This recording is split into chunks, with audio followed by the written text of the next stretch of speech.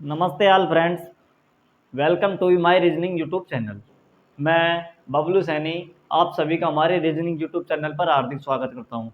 दोस्तों, हम इस समय रीजनिंग पढ़ रहे हैं। हमने यूट्यूब पर हमारी रीजनिंग की क्लास हम 43 तक अपलोड कर दी है। अब हम क्लास नंबर 44 पर चलते हैं और देखते हैं कि क्लास नंबर 44 के क्वेश्चन नंबर 1 में क्या दिया है।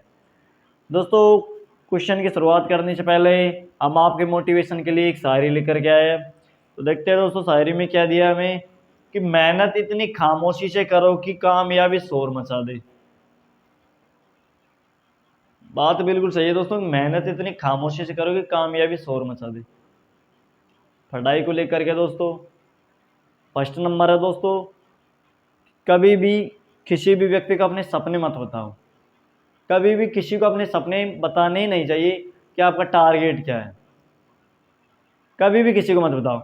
और फिर जो आप जिसकी पढ़ाई कर रहे हो उसकी मेहनत भी जो आप उसमें लगातार घुल जाओ कि आपको अपने टारगेट तक पहुंचना है।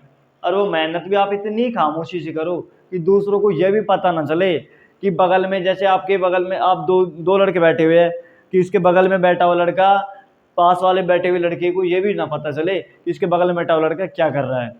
तो इसलिए दोस्तों, कभी अपने सपने किसी को मत बताना और मेहनत आप इतनी खामोशी करना कि एक दिन आप सफल हो जाए। और जिस दिन आप सफल हो जाओगे उस दिन आपकी कामयाबी खाम शोर मचा देगी। जगह जगह आपकी खबर फैल जाएगी। लोग बाग सुन के ही अचंभित हो जाएंगे कि हमने इस लड़के को कभी पढ़ते हुए नहीं देखा था, आज ये लड़का आईपीएस आईएएस एस ये बन गया। तो दोस्तों, मेरे कहने का मतलब यही है कि जीवन में लगातार आगे बढ़ते रहो। जो अपना सपना है, आपने जो सोच रखा है उसे पूरा करके दिखाओ। तो इसलिए कहा है दोस्तों, इसमें मेहनत इतनी खामोशी करो कि कामयाबी शोर मचा दे।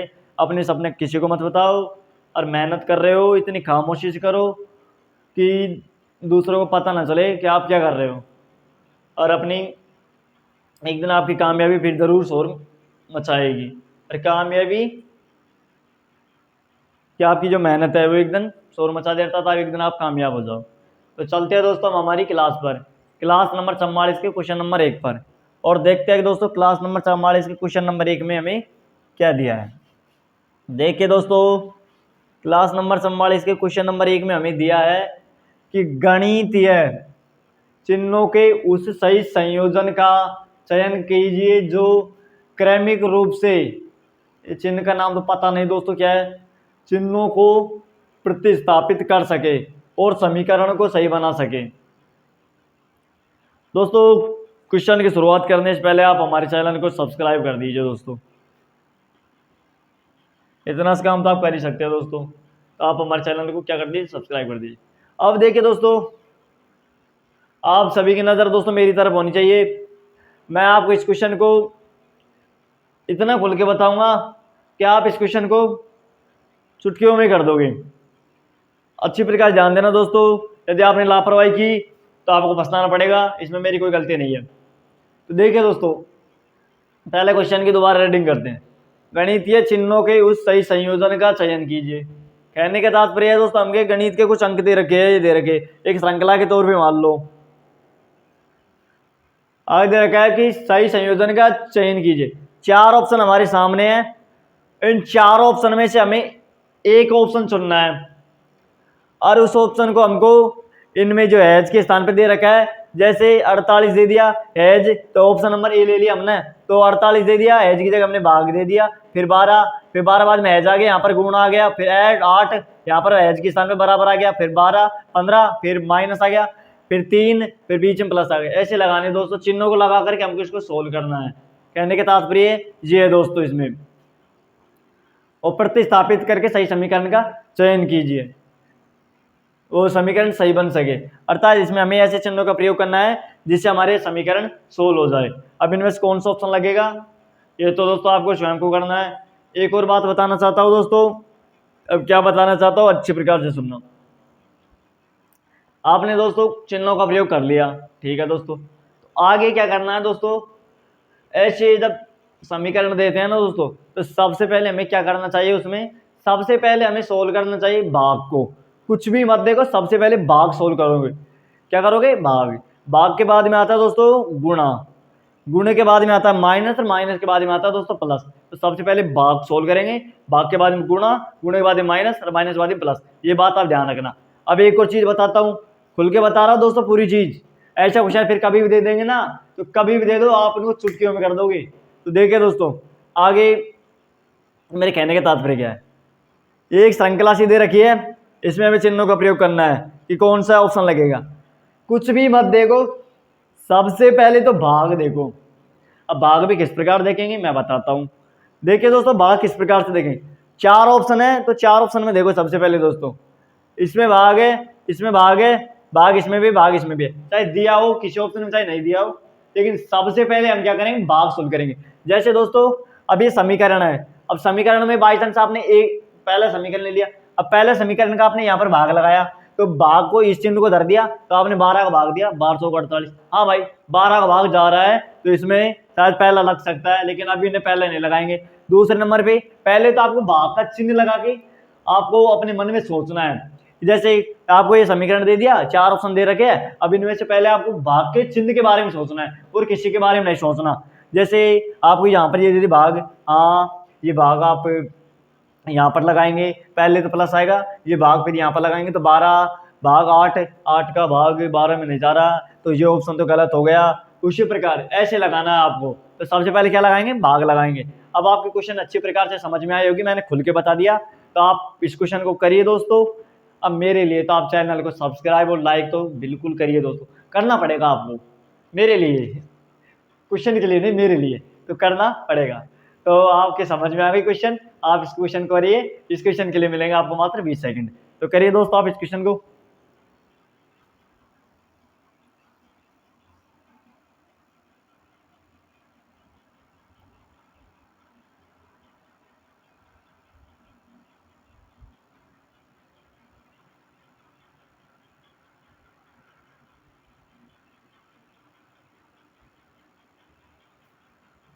चलते हैं मेरे प्यारे दोस्तों, आपने क्वेश्चन कर लिया होगा, तो अपना उत्तर मैच करके चेक कर लेना राइट है या नहीं है।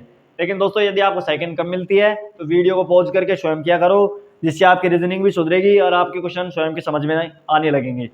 तो देखिए दोस्तों, एक बात पूछता हूँ दोस्तों, दोस्तों मेरी जैसी बोली है मैं वैसे ही बोलता हूँ, मेरी बचपन से ही बोली मोटी है। आपको किसी प्रकार की परेशानी तो नहीं है? तो ये तो मुझे कमेंट्स कर देना, मैं इसमें थोड़ा सा फर्क कर लूँगा। क्या करो दोस्तों, मेरी बचपन से मोटी बोली रही है। देखिए दोस्तों, और जैसा बोलना आता है दोस्तों हम तो वैसे ही बोलते हैं। हम तो आपको समझाना चाहते हैं भाई, आपके समझ में आ रही है नहीं आ रही है। पहले नंबर पे दोस्तों, किसी कोई सा टीचर हो उसके पहनावे से हमें कोई मतलब नहीं है, उसके बोल चाल से, तौर तरीके से हमसे कोई मतलब नहीं है। हमको मतलब रखना चाहिए दोस्तों उसकी पढ़ाई से। सिर्फ हमारा टारगेट है पढ़ाई, कि हमारी उसकी समझ में आ रही है या नहीं आ रही है, और हमको किसी बात से कोई मतलब नहीं है। हमको सिर्फ मतलब इससे होना चाहिए कि उसकी हमारी समझ में आ रही है या नहीं आ रही है, बस। हमारा टारगेट हमारी पढ़ाई है, ना कि हमारा मास्टर है, पहले उसकी हमारी समझ में आ रही है या नहीं आ रही है।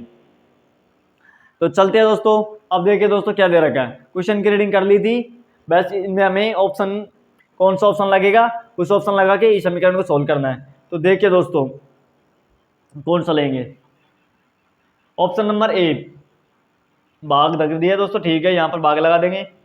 12 का दिया, 4 बार गया, 8 से गुणा किया, 832। उसी प्रकार दोस्तों बराबर हो गया, 32 आगे बराबर, माइनस लगाएंगे, 15 में से घटा दिया प्लस, ये तो नहीं लगेगा। Option number B. अब देखते हैं दोस्तों, ऑप्शन नंबर बी लगा के चेक करते हैं। तो देखिए दोस्तों, ऑप्शन नंबर बी में क्या दिया है। यदि मेरी बात तो आपको उचित लगे तो मेरा समर्थन जरूर करना दोस्तों, मेरे साथ देना, और आप सभी का ध्यान हमारी तरफ होना चाहिए, बोर्ड की तरफ। तो देखिए दोस्तों, ऑप्शन नंबर बी में एक एक चीज अच्छी तरीके से समझाऊंगा दोस्तों। 48 दे रखे दोस्तों, 48 लिख दिया। इस एज के स्थान पे कौन सा चिन्ह है, इसका मुझे नाम पता नहीं है दोस्तों। इसके स्थान पर आ गया दोस्तों भाग, आ गया, सबसे पहले तो भाग आ गया। आगे दे रखा है दोस्तों 12, 12 लिख दिया। फिर आएगा दोस्तों इस एज के स्थान पर गुणा, आगे दे रखा है 8। फिर देखिए दोस्तों यहाँ पर गुणा हो गया, प्लस आएगा, इस एज के स्थान पर प्लस आ गया। आगे दे रखा है हमें 15, 15 के बाद में दोस्तों माइनस आ गई, जैस के स्थान पर माइनस आ गया। फिर दे रखा हमें 3।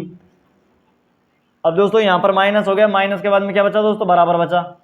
और बराबर लगा के आगे आगे शहद के स्थान में बराबर आ गया और आगे 44 हो गए। यहाँ तक आपकी सही समझ में आ गए दोस्तों, सबके आगे समझ में।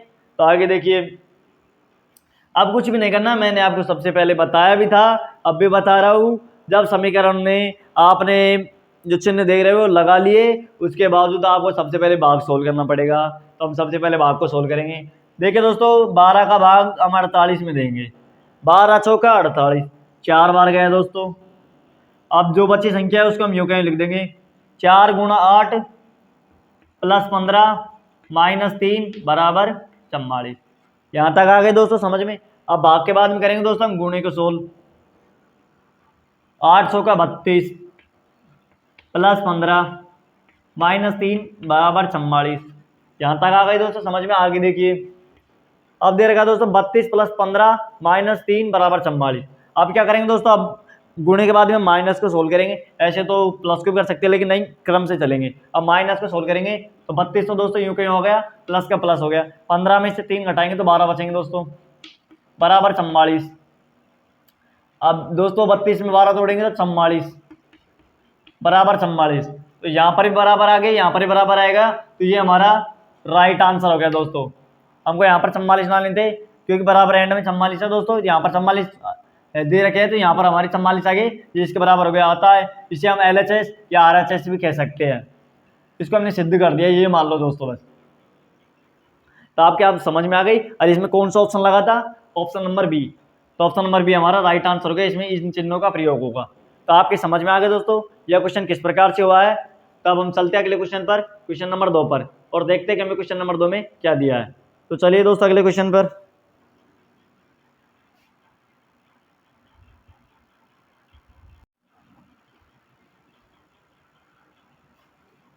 चलते हैं दोस्तों क्वेश्चन नंबर 2 पर, और देखते हैं कि हमें क्वेश्चन नंबर 2 में क्या दिया है। देखिए दोस्तों, हमें क्वेश्चन नंबर 2 में दिया है अस्मा और उसके ग्रैंडफादर अर्थात उसके दादा की वर्तमान आयु का योग 80 वर्ष है। अब से 10 वर्षों बाद अस्मा की आयु अपने दादा की आयु की 1/4 होगी। अस्मा की वर्तमान आयु क्या है। 4 ऑप्शन हमारे सामने हैं, इनमें से एक राइट आंसर है। अरे आपको दोस्तों ये कुछ इस क्वेश्चन को करना है दोस्तों। ये क्वेश्चन मैथ का है, इस क्वेश्चन में समझाने की ऐसी कोई बात नहीं है। अब इस क्वेश्चन को तो आपको करना है दोस्तों, मैथ का है, तो आप इस क्वेश्चन को करिए। इसके लिए मिलेंगे आपको मात्र 20 सेकंड। तो करिए दोस्तों आप इस क्वेश्चन को।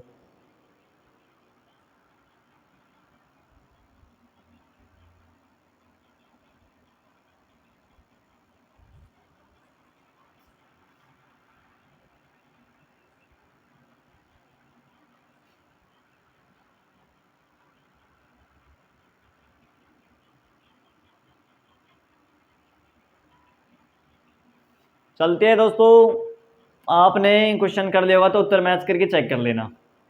तो देखते हैं दोस्तों हमें क्या दे रखा है क्वेश्चन में। यदि दोस्तों हमारी बात आपको उचित लगे तो हमारा समर्थन जरूर करना।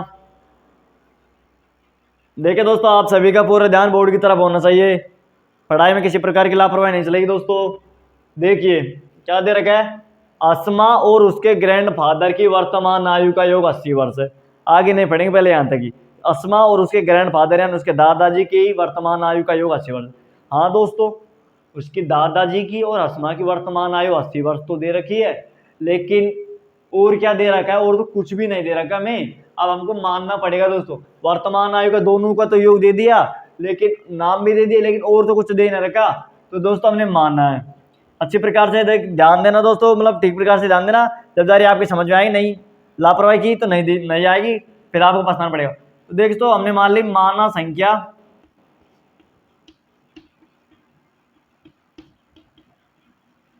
x और क्या है दोस्तों y है।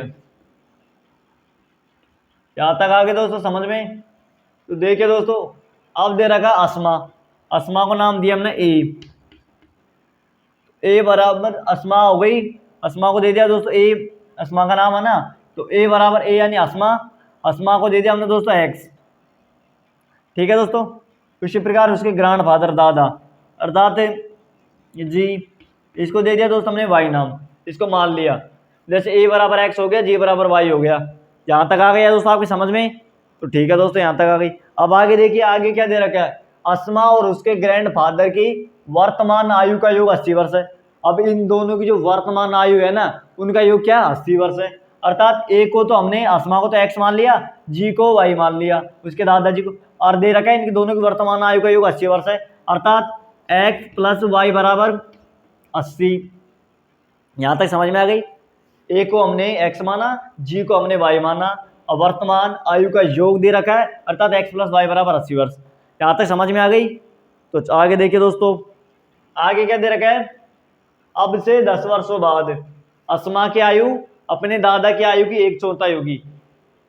पूरा क्वेश्चन मत लो, पहले यहां तक देख लो, अब से 10 वर्षों बाद क्या कह रहा है दोस्तों। क्वेश्चन पूरा देखना है इसे तो, कि अब से, आज से 10 वर्षों के बाद, अच्छे प्रकार से समझना, आज से 10 वर्षों बाद, मतलब हाल तो मतलब 10 साल तक तो कछु भी नहीं है, 10 साल तक तो यूं के यूं है, 10 साल 5 होंगे जो कुछ भी होना है। तो आज से 10 वर्षों बाद में अस्मा की आयु अपने दादा की आयु की 1/4 होगी। तो क्या दिया था, अब से 10 वर्षों बाद, मतलब आज से 10 वर्षों बाद में। तो देखिए दोस्तों, इसमें हो जाएगा दोस्तों x प्लस 10 बराबर y प्लस 10। दोस्तों x में 10 जुड़ जाएंगे, y में भी 10 काउंटिंग हो जाएंगे, होंगे दोस्तों। बिल्कुल अच्छी प्रकार समझना क्या कह रहा है कि अब से 10 वर्षों बाद, अर्थात आज से 10 साल बाद में अस्मा की आयु उसके अपने दादा की आयु की 1/4 होगा, तो 10 साल 5 होगी, तो 10 साल उम्र और बढ़ेगी दादा की और अस्मा की भी। तो x प्लस 10 और y प्लस 10 हो गया। तो इसमें 10 जुड़ गई, इसमें 10 जुड़ गई। यहां तक आगे समझ में। आगे देखिए, आगे क्या दे रहा है कि अब से 10 वर्षों बाद अस्मा की आयु अपने दादा की आयु की 1/4 होगी। अस्मा की आयु अपने दादा की आयु की 1/4 होगी, अर्थात अस्मा की आयु क्या होगी दोस्तों, 1/4 होगी। 1/4 का मतलब इसको हम 4 से गुणा कर देंगे। यहां तक आगे समझ में दोस्तों आ गई। अब कुछ भी नहीं करना, संख्या दे रखी है बराबर में, कुछ भी नहीं करना, अब इनको हमको सोल्व करना है। तो देखिए दोस्तों, 4 को x से गुणा करेंगे, 4x प्लस का प्लस, 4 को 10 से गुणा करने, 4 को 10 से गुणा करेंगे तो 4 10 40। आगे देखिए दोस्तों, अब क्या करेंगे दोस्तों, अब दोस्तों हमें y दे रखा है, अच्छी प्रकार से देख लो दोस्तों। यहां पर क्या दे रखा है हमको, x प्लस वाई बराबर 80। तो देखिए दोस्तों, y दे रखा है दोस्तों, यदि दोस्तों हम y को यहां पर रख लेंगे और x को यूं भेज देंगे तो x माइनस 80 हो जाएगा। हो गया ना दोस्तों। तो ये क्या आ गया दोस्तों, y का मान आ गया, ये y का मान आ गया। तो y का मान अब क्या आ गया दोस्तों, 80 माइनस एक्स, प्लस के 10 बच प्लस के 10। यहां तक आगे समझ में दोस्तों।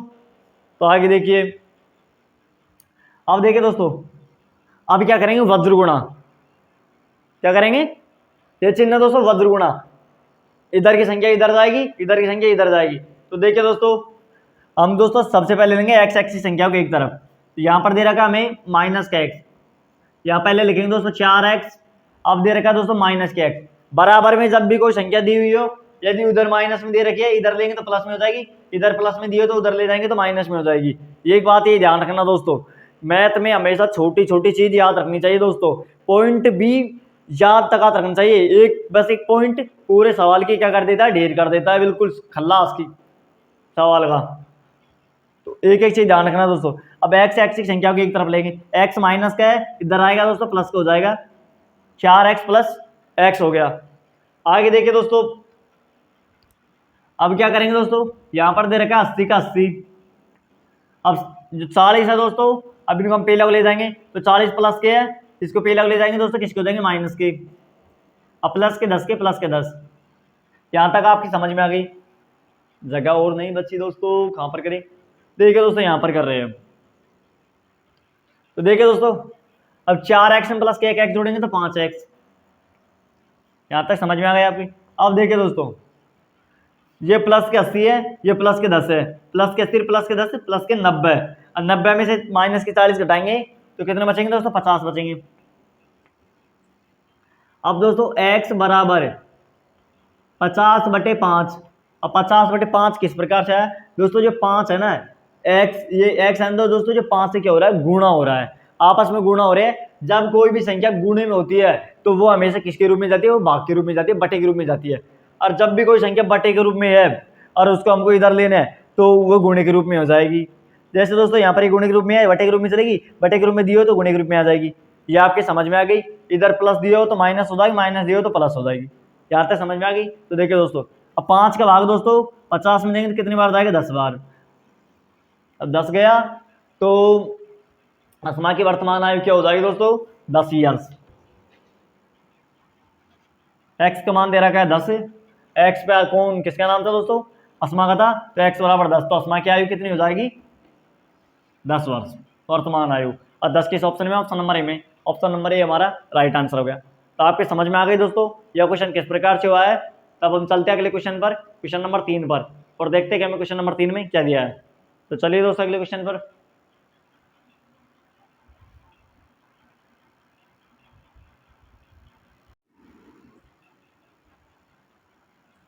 चलते हैं दोस्तों क्वेश्चन नंबर 3 पर, और देखते हैं कि हमें क्वेश्चन नंबर 3 में क्या दिया है। देखिए दोस्तों, हमें क्वेश्चन नंबर 3 में दिया है कि निम्न के मध्य संबंध दर्शाइए। दोस्तों ये क्वेश्चन है वेन डायग्राम का, वेन आरेख जिसे कहते हैं। हमें दूध, द्रव और जल के मध्य संबंध बताना है दोस्तों। हमें 4 आकृति दे रखी है दोस्तों, 4 ऑप्शन हमारे सामने है, इनमें से एक राइट आंसर है। दूध और द्रव के मध्य संबंध बताइए और इसमें कौन सी आकृति बनेगी ये आपको बताना दोस्तों। तो आप इस क्वेश्चन को करिए, इसके लिए मिलेंगे आपको मात्र 20 सेकंड। तो करिए दोस्तों आप इस क्वेश्चन को।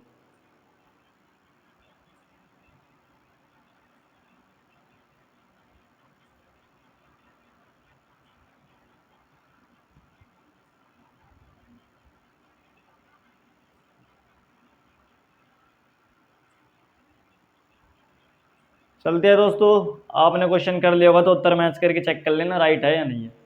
तो देखिए दोस्तों किस प्रकार से क्या कह रहा है क्वेश्चन। क्वेश्चन की रीडिंग की थी, संबंध पूछ रहा है, संबंध बताना है दूध, द्रव और जल के मध्य।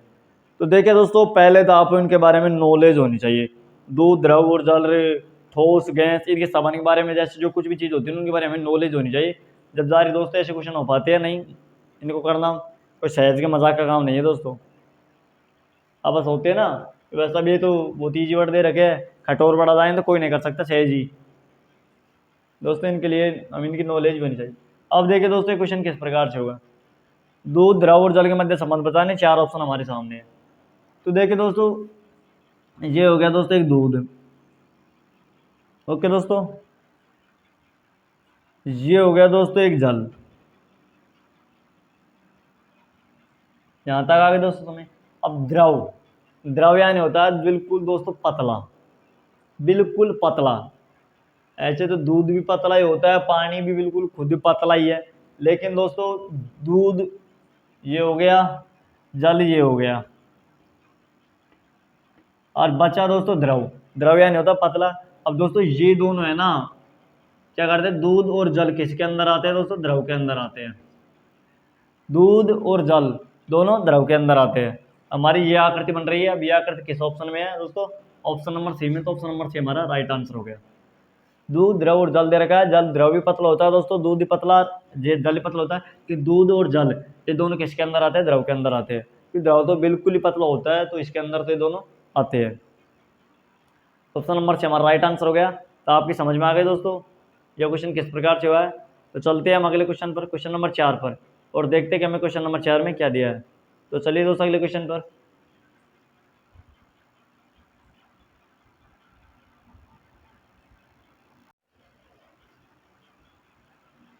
चलते हैं दोस्तों क्वेश्चन नंबर 4 पर, और देखते हैं कि हमें क्वेश्चन नंबर 4 में क्या दिया है।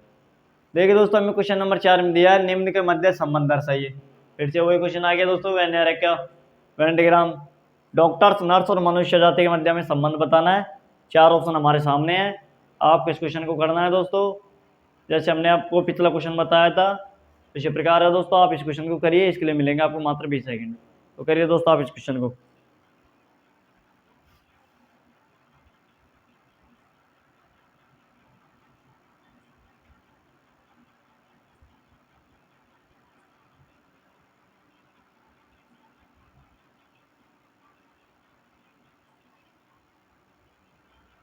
चलते हैं दोस्तों, आपने क्वेश्चन कर लिया होगा तो एक बार अपना उत्तर मैच करके चेक कर लेना राइट है या नहीं है। तो देखिए दोस्तों, क्वेश्चन की रीडिंग की थी हमने, संबंध पूछ रहा है, वेन डायग्राम वाला हमको क्वेश्चन दे रखा है। तो देखिए दोस्तों, किस किस के मध्य संबंध बताना है, डॉक्टर्स, नर्स और मनुष्य जाति भी। तो देखिए दोस्तों, ये किस प्रकार से होगा। दोस्तों ये हो गई एक डॉक्टर्स और ये हो गई दोस्तों एक नर्स। अब ऐसे मत समझना दोस्तों कि कुछ डॉक्टर्स और नर्स होती है और कुछ नर्स डॉक्टर्स होती है। दोस्तों डॉक्टर और नर्स में तो बहुत फर्क है, डॉक्टर और नर्स में तो बहुत अंतर है। अब कुछ विद्यार्थी क्या करेंगे दोस्तों, उनको थोड़ी जल्दी याद होती है, वो क्या करेंगे, इसको दे दिया मनुष्य जाति, कुछ डॉक्टर तो मनुष्य जाति हो गई, कुछ नर्स मनुष्य जाति हो गई, मतलब पासे को बिल्कुल ही पलट दिया। जल्दी कुछ मत करना दोस्तों, एक एक चीज को अच्छी प्रकार से समझना है, जैसे दे रखे है वैसे उनको रखना है, जिस प्रकार सोल्व होगा उस प्रकार से करेंगे। तो देखिए दोस्तों, ये हो गया डॉक्टर्स, ये हो गई दोस्तों नर्स। अब दे रखा दोस्तों हमें आगे मनुष्य जाति। अब मनुष्य जाति के अंदर दोस्तों आप जानते हो मनुष्य जाति, वो तो नाम से पता चल गया, डॉक्टर भी एक मनुष्य है और नर्स भी एक मनुष्य है। तो डॉक्टर और नर्स किसके अंदर आते हैं दोस्तों, दोनों मनुष्य के अंदर आते हैं, दोनों मनुष्य के अंदर आते हैं। तो डॉक्टर और नर्स किसके अंदर आते हैं, मनुष्य जाति के अंदर आते हैं। इस प्रकार क्या करते, किस ऑप्शन में बन रही है, ऑप्शन नंबर सी में, ऑप्शन नंबर सी हमारा राइट आंसर हो गया। तो आपके समझ में आ गए दोस्तों यह क्वेश्चन किस प्रकार से हुआ है। तो चलते हैं हम अगले क्वेश्चन पर, क्वेश्चन नंबर 5 पर, और देखते हैं कि हमें क्वेश्चन नंबर 5 में क्या दिया है। तो चलिए दोस्तों अगले क्वेश्चन पर।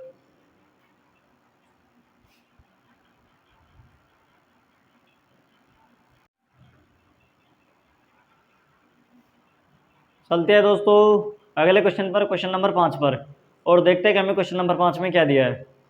देखिए दोस्तों, हमें क्वेश्चन नंबर 5 में दिया है कि दी गई आकृति में कुल कितने आयत है।